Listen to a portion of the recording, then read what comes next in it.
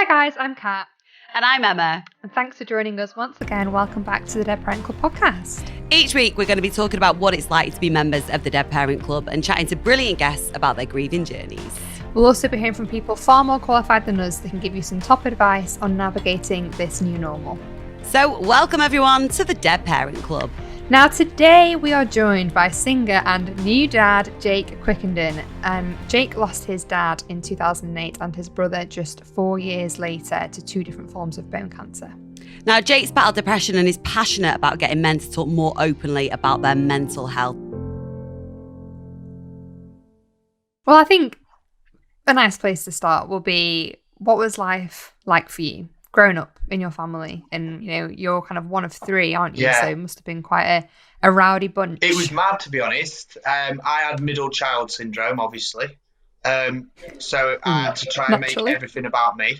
And my dad was like my best mate, because I was a sporty one in the family. So I played football and I did everything like that. So my dad really kind of latched onto that, and he used to take me to everything. And he was actually not a pushy dad, but he wanted me to do well in everything. He always told me, like, if you're going to do something, you may as well do it to the best of your ability. There's no point in doing it. So that's why that's kind of been embedded in me, like, my whole life. And I've always just thought, if you're going to do something, you may as well turn up and try. And even if you fail, if you've tried 100%, then that's all right. Do you know what I mean? But it was just a lot of fun and a lot of laughter and a lot of games, and nothing was ever really serious in my family until my dad got ill, and then things started to change a little bit. But before that, like, my dad, just stupid little games. He used to pretend he was a cowboy at the kitchen table. We had to like guess who had like the gun, and it was just like just stupid games you play with your dad and your two brothers. And he used to fight us all the time, and he used to have like different characters, like Cheetah Man, who was like really quick but like really weak, and like Sloth Man, who was really slow but really strong, and just like little things like that. I really hope that you're playing these games. Say that again. I play these with Freddie now. That's the thing, King of the Bed. Like, Freddie had heard King of the Bed, and he was like, "What's King of the Bed?" And it's a game that my dad used to play where you had to wrestle on the bed, and the first one to fall off, the other one was king. And like, I play that when you play it with Leo, and it's mad thinking back. Do you know what, Jake? Seeing you, just following you on social media and stuff, that explains a lot. If your dad was like that, that explains you, because you are just, honestly, I find myself just pissing myself laughing watching your stories sometimes. And I often think, how does he even think of this? Yeah. But that explains it. And you mentioned there that it changed when your dad got ill. How old were you? And what do you remember of that time when your dad got ill? I was still at school. I was quite young. I think I was maybe like year 8 at school. So how old's that? 13? Yeah, maybe 12. Yeah. Maybe 12. I think I was 20 when my dad passed. And he had it for like 7 years. So 13 probably. And I just remember, because my dad was like a superhero. Do you know what I mean? He was 6'3". He was a beefcake, skinhead, covered in tats. Like, everyone was scared of him. Like, wherever I went and like speak to other dads, they'd be like, "You're Quick lad, aren't you?" And that was what everyone called my dad, Quick. It was like, "You're Quick lad, aren't you?" And I was like, "Yeah." And it was like, "Fucking hell, I won't mess with Quick." And it was just that all the time. And like, to me, my dad was just like a superhero. And then to see him like get ill, and he slowly got like worse and worse. And he only got given a year when he got diagnosed, and he did nearly 7. Wow. And he said to us, like, when he was really poorly, he was like, "Oh, I only fought as hard as I could to see you lot grow up." Do you know what I mean? But my dad used to give us scares all the time. I remember he nearly died that many times that when he did die, I thought he was going to come back to life. Honestly, because so many times it was like, the doctors would be like, "Yeah, you probably want to go say your goodbyes to your old man now and stuff." So we'd all sit there and say bye, and then I'd walk in an hour later and he's up, and I'm like, "What are you doing?" And he's like, "Nah, I'm all right. I'm not going yet." And it happened that many times. I can remember saying to my older brother, I was like, "He's going to get through this," and Adam was like, I think this is it, mate. Like he'd been kind of non-responsive for a few days, but I was just convinced that he was still on it. Do you know what I mean? But yeah. What was your dad like with his diagnosis and in those years when obviously he was given a terminal diagnosis? Like, did his own demeanor kind of change and his attitude towards life during that Nah, time? he's just embraced it, and like even all the nurses fancied him. They all loved him. Like he just everything was humour. Everything was like take the mick out of me kind of thing. The only time he really struggled is his spine collapsed and he ended up in a wheelchair. And for my dad, that was really hard because my dad was like sporty and wants to go to the gym. That was probably the hardest part for my dad. But I remember coming home from school after he'd been in hospital for like 4 months with his vertebrae that had collapsed, and he was in a wheelchair and he'd lost the use of his legs, and they told him he wouldn't walk again. And I remember coming home from school and he was on the punch bag in the garage in his wheelchair. Wow. And I was like, "What are you doing?" And he was just like, I can't sit around doing nothing." That was just exactly how my dad was. Wow. What an inspiration. What a guy. One hell of a guy he sounds. Do you think, that when your dad actually did pass, Jake, did that change you? Do you remember feeling different in that moment? And how has it changed you over the years? It's a weird one for me because I got really selfish towards the end of my dad dying. Because I think I was 19. It's an age. And like I said, my dad to me was this big, strong superhero. And in the end, he weighed like 6 stone and he was in a wheelchair and all this. And I kind of not stopped going to see him, but I didn't go round to the house as much as I wanted to towards the end. Selfish from me, I didn't want to see my dad ill. I didn't want to taint my vision of my old man. Do you know what I mean? Like, I wanted to remember him how I knew him. So I was a little bit selfish. So I've actually got "Forgive Me" tattooed on my ribs because it kind of really got. I don't know. I'm going to get upset. It kind of really got to me for a few years, thinking that my dad would have been pissed off that I didn't see him as much as my other brothers. But I think he would have understood.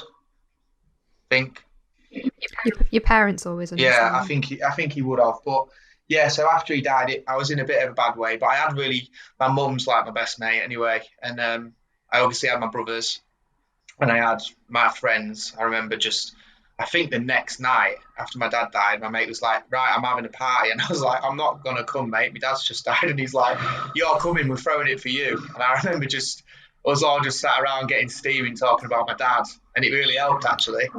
And then that's nice actually doing it like that. Like at least it wasn't like a party where it was just a bunch of people that you didn't care about. It was just my closest mates all talking. Remember, we was in like a circle rapping. I don't know why. I don't know if you've ever done that. About your dad? But, yeah, and he did that, and it was hard afterwards. I could have gone off the rails a little bit, to be honest. I think I did, but I kind of found my way back. I think that is a common theme with grief, that you do go off the rails. I think it's so natural that in whatever form you do find yourself sort of deviating, and then eventually with time you bring yourself back. Yeah.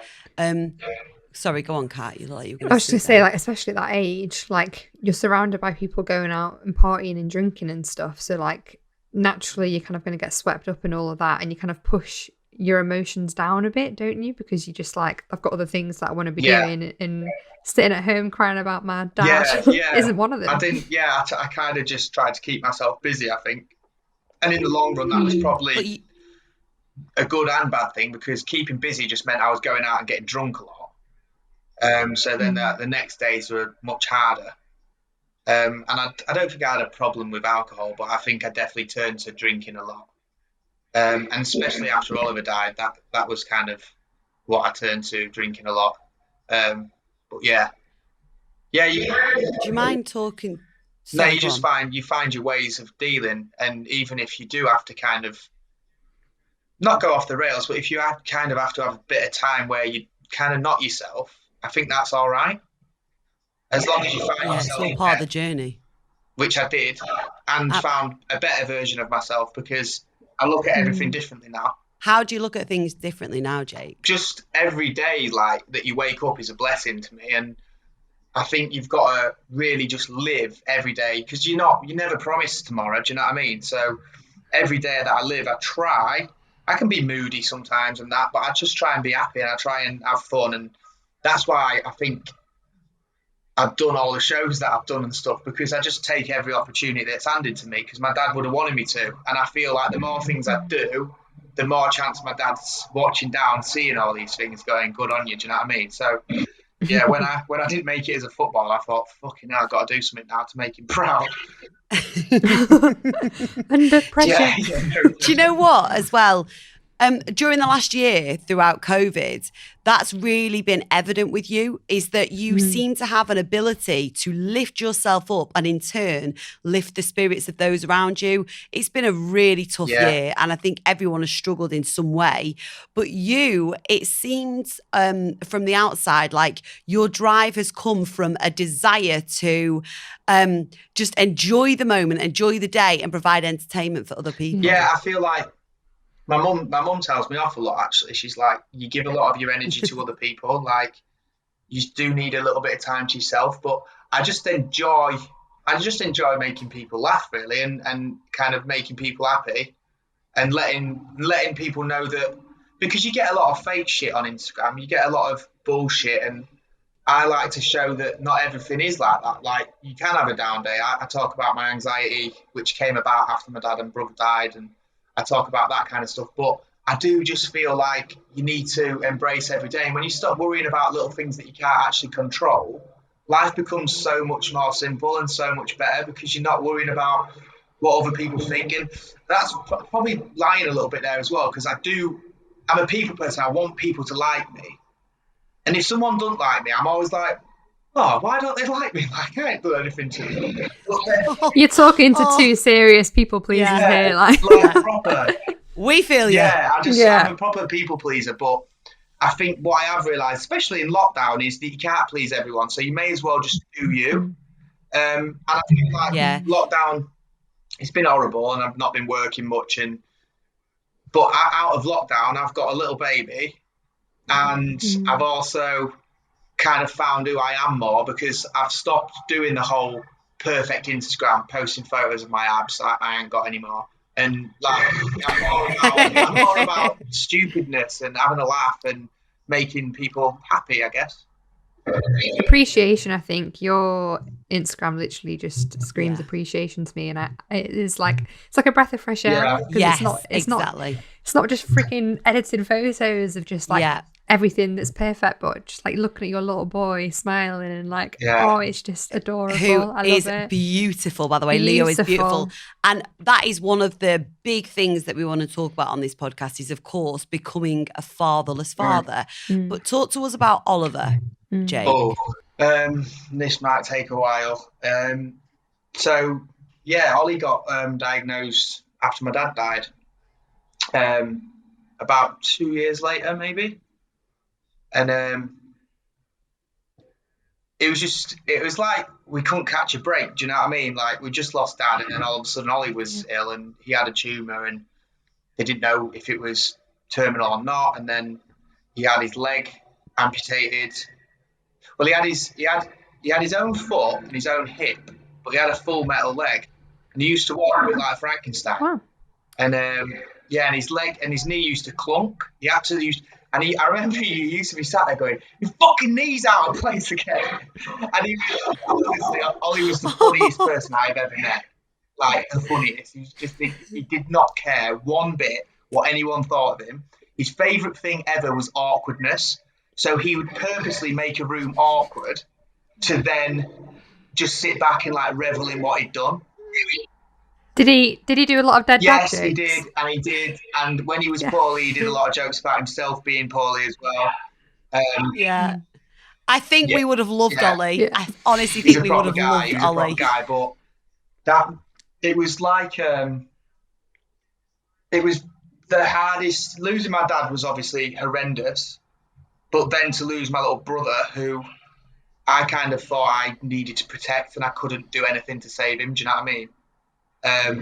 It was probably it was the hardest thing that I've ever kind of been through. And he fought on for, God, how long did he have it? 5 years, I think. And he fought on, and he got into remission once, and then pretty much the next day he went for a scan, and he was absolutely covered with tumours, and I think in the end he had 23. And then I made sure, because of what happened with my dad and kind of not going to see him much, I was around Ollie all the time, and I moved in with him, and I helped him with his physio, because Ollie jumped out the way of his dog and broke his back because his bones were so weak. So Ollie was also lost the use of his legs. So I moved in and tried to get him moving and stuff. And that was the end for all when that happened, because he lost all his fight. When he couldn't move, he lost his fight. And I think after his back, he probably only did another 6 months, and then he passed when he kind of gave up on the fight. But I was there all the time. I remember being out in my car. I had a little bad boy Saxo. I think I was. Yeah, you did. And I remember my mum ringing and saying, "Oh, Oliver's not responding. You need to get here as quick as you can." And I remember thinking, it's happened again. Like I'm not there and all this shit. And I remember getting there, and he was just laid there. And I walked in and I sat by the bed, and he opened his eyes and he was like, "I love you, bro." And I was like, "Yeah, I love you too." And then probably 2 or 3 minutes later, he'd gone. It's like he waited for me to get there so he could say that, because he knew how much it hurt me last time that I wasn't really there much. So yeah, losing Ollie was the hardest. And I had a bad year after that. Didn't really do much at all, but I think what saved me is my mum, and I was the one to try and make my mum laugh even after Ollie had gone. So I was still trying to be the clown. And I think if me and my mum didn't have that relationship, I could have just got lost. But the fact that I was trying to be there for my mum and make her laugh, I think it brought me back. And I remember looking in the mirror, and I just didn't look like myself. I'd lost loads of weight, and I was skinny, and I'd been drinking loads, and I just thought, I can't let my mum lose 2 sons. You know what I mean? Like I need to be there for her. So I sorted myself out a little bit. What did that look like for you then, when you kind of turned yourself around and tried to do something with what had happened to you? Because I've got to say, I'm in complete awe at how you are such a positive, appreciative, like kind human being, and yet you must feel like life is very unfair. Yeah, I think for a year after Ollie, I was bitter at the world. Like, just I couldn't get my head around why. It was like, why me? Why my dad, and then why my brother? Like, am I not meant to be happy? Am I not meant to kind of have happiness? And then I think I had a year just not doing anything, just slobbing about. And I'd done X Factor in 2012, and then that's when Ollie passed after the show, and I didn't make it. I got judges' houses and didn't make it. I remember Ollie just going, "Told you you were shit at singing." But then, yeah, 2013 was the year that he was gone, and that was my bad year. And then I just remember thinking, like, in 2014, everything that my dad had said, I was a brickie at the time, but everything that my dad had said as well was like resonating, and I was like, I just want to do something that's fun. Do you know what I mean? I just want to. I'm probably not funny enough to be a comedian. And I was like, I probably don't know if I can act. I've got an all right voice. How can I try and use that to do a job that I love? Do you know what I mean? So I'd always kind of like to be the person, like I say, who's centre of attention. So I just thought, I'm going to go back for the X Factor and see if I can make it this time. And I did, and I still did shit, but I made it to a live show. And then from there, good things have happened. And I think that's my dad and my brother, like, opening doors for me and stuff. You're extremely self-deprecating, Jake, which is, that's a really humble attitude towards life, and it's probably served you well and helped actually get you where you are now. And I think you're absolutely right that it is your dad and your brother spurring you on to do that. But please don't take any credit away from yourself, because actually what your dad and brother would be saying if they were here, I imagine, is, son, brother, you did that yourself. You went out there into the world, you faced that hardship head on, you dealt with the blows that life gave you, and you flourished, thrived, and found happiness in every day. And that is not easy. I guess. I think I've always been one to put myself down a little bit, just because then if you fail, it's easier to kind of accept, because I don't like failing. Do you know what I mean? That's one of my biggest fears is I'm scared of failing. Do you know what I mean? So if I do take the piss out of myself, and also I feel like I've fought the battle of people thinking that I'm stuck up or that I'm arrogant because of how I was on social media, or what they'd seen of me, or the fact that I've got fake teeth, or do you know what I mean? Like, they thought, oh, he must be a prick. So then when I meet people, I automatically put myself down, because I want them to know, like, I ain't a prick. Like, I'm just normal. Like, let's go have a Stella. Do you know what I mean? Like, that's just me. My mum tells me off for it all the time. She's like, you're super talented. Like, stop saying you're not. So. You've spoken about your dad and your brother a few times now on national television, haven't you? Obviously on the X Factor, you did the full Monty as well, didn't you? So how is that for you? Like, talking about what you just said then about how people perceive you, how do you find opening up and speaking about those things to such large audiences? If it can help someone, then I'm all for it. What I did find hard is that people thought I was using my dad and my brother to kind of, I don't know, some horrible things have been said, like, oh, you use your dad and brother to stay relevant, or you just use them for clout. And I'm like, for me, I'd talk about my dad and brother 24 hours of the day if I could. So when I'm getting asked to do these shows, or when I'm getting asked about them, like, it makes me happy talking about them, so I'm going to do it. And I do, and I talk about them, and I tell my story, and usually I'm all right. Like, I got a little bit upset a minute ago, but I don't know why, when there's a camera in front of you and you're on TV, your emotions just double, and I say on Full Monty, I was like, I cannot do anything without crying when I'm talking about them. But it's not because I'm sad. I'm obviously sad that they're not here. It's just because I think so much of them both, and like, I'm actually proud to be their son and their brother. Do you know what I mean? Yeah. A friend said to me, if you would tell the story if they were alive, then why should you not tell the story just because they're not here anymore? And it's so true, and that's something that I live by. Like, I will never be afraid to tell a story about my mum if it's relevant in that situation, just because she's not here. I think it's amazing that you do it. I remember I always wanted to be treated normal. I don't know how you two felt. Like, I didn't want my mates to be like feeling sorry for me and stuff. So I've always, like, I remember it was like not even that long after my dad died, in the first Father's Day, and I was a little bit upset, and I was in Leeds actually at one of the lads' uni houses, and my mate Tom just walked in, and he was like, "Happy Father's Day, guys." He went, "You didn't have to buy a card, did you?" And like, to me, that was brilliant. That's what you want. I just like, what? I was like, that's what I need. So I'll always try and have that humour around Father's Day, but also remember him. And like you say, because I've got Leo now, it would have been nice for my dad to be there and have my dad, and then I'm a dad and Leo.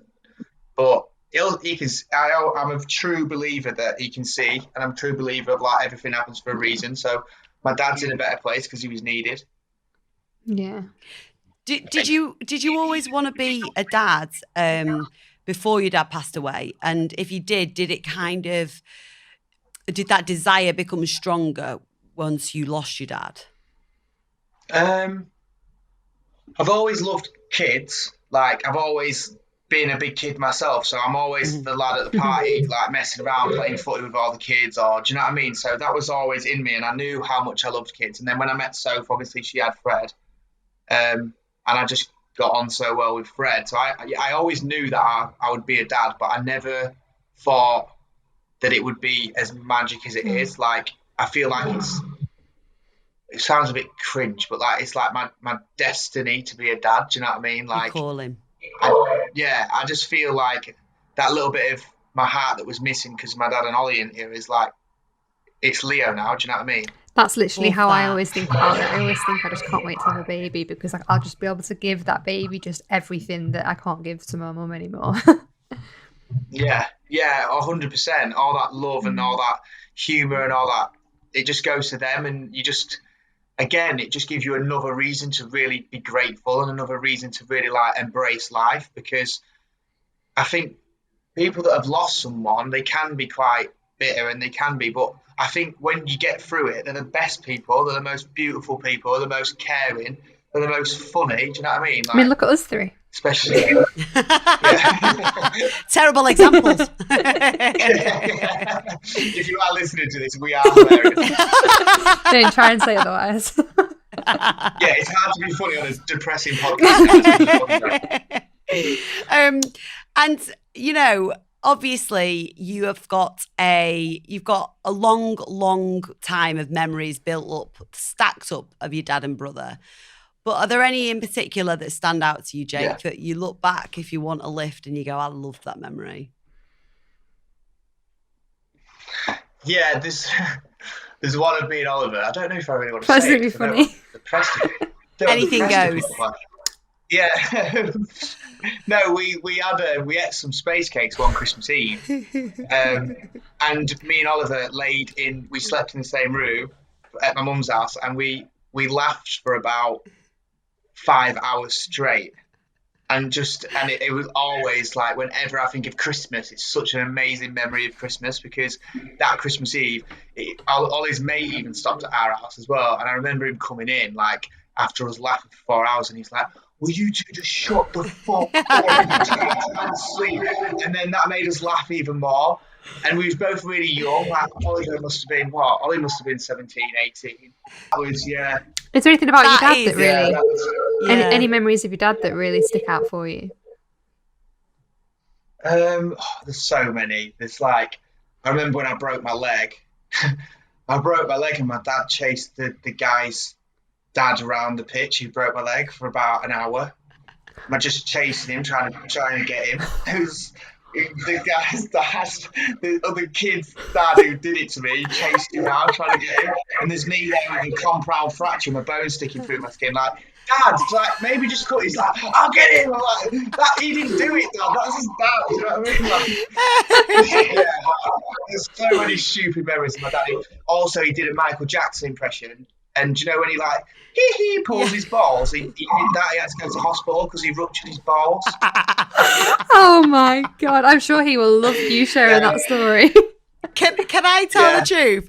I am gutted I didn't meet your dad and brother, because I feel like they sound like the best kind of people. It'd be a good reality show, I think, wouldn't it? Yeah, it really would.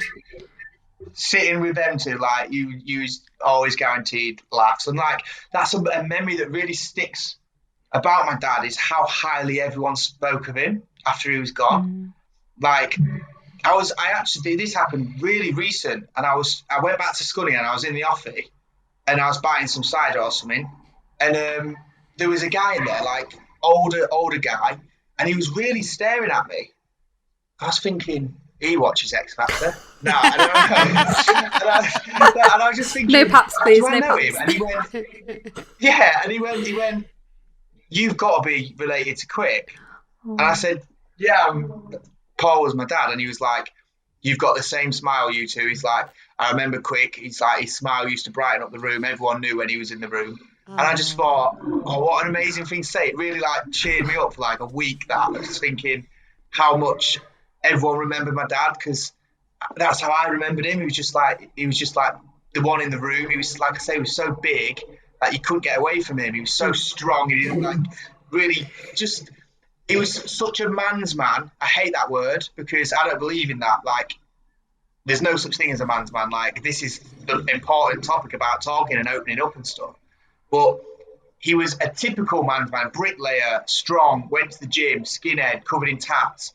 But I used to walk in and he'd be reading the obituaries in the paper, crying his eyes out. Like, the paper going mad. And he was such an emotional, like, loving person. I can picture him giving, like, really good bear hugs. You know, like, proper big. Like... Yeah, he was just so, like, that came across like he used to just get everyone in the headlock like, hey, do you know what I mean? Like, yeah, he was a proper geezer. Jake, just finally, before we let you go, we've heard your memories and your descriptions of them, but if they were here now, how would they describe their son and their brother, Jake Quickenden? Ooh, I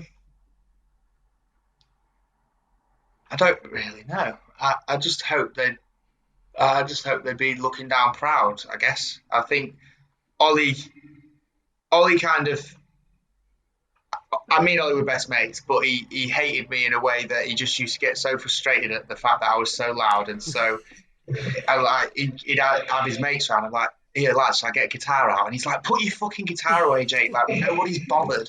And like, he would be up there laughing his head off at the fact that I made it onto TV, and then somehow I've kind of carved a career out on doing stupid stuff. He'd be like, you are the luckiest person in the world, because I didn't really have anything to fall back on. Like, if I wasn't doing this, I don't know what I'd be doing. So he would just be like, you are lucky. But he'd also be like, secretly, quietly, really proud. Do you know what I mean? Like, that's my bro. Whereas my dad, I think my dad just knew that was kind of my calling to do something different. I think just the way my dad heard me sing, but he never saw anything. He never saw me on TV. He never saw me in the jungle and stuff like that. So I think he would have just been like, well done for embracing it. Like, well done, keep going, take everything with both hands. And like, as long as you don't turn into a prick, then I'm happy. Do you know what I mean? Yeah. I honestly think. I mean, you are a prick, but the best kind of prick, Jake. Yeah. I'm a good prick. I honestly think they would be overwhelmed with pride, because you are such a lovely human being. And I think just being able to make people smile is just such a gift, isn't it? So yeah, I've got no doubt that you're doing them proud. If you were my son, I would be so proud of you. Yeah. Genuinely, so proud of you. Thank you. You are one of life's good ones, Jake. You're a good, decent human being, a breath of fresh air, and speaking so openly on this podcast, you have no idea how many people you are going to help. I mean, thank you for coming on. Like, yeah. No, thank you. Like, when you asked me, I was like, that's such a lovely thing to do. Like, because it is a negative subject, but to make it positive is such a big thing. And like, we're all sat here who've lost someone, and look at us, like, we're all laughing, we're all happy, we're all doing well. So even for anyone listening that might have lost someone, they're coming on here and thinking, how are these lot like this? So it obviously gets better. So there's a future. That, like, you know what I mean? What a point to end on. We promise it gets better. Jake Quickenden, thank you so much for joining us, and thank you for listening. Remember that you can reach out if you want us to, if there's anything in particular that you want us to talk about, or if you've got any suggestions at all. Yep, don't forget you can email us at hello@deadparentklubb.co.uk, or find us on Instagram at Dead Parent Club Podcast, and we're on Facebook and Twitter as well. Thank you. Bye. Thank you.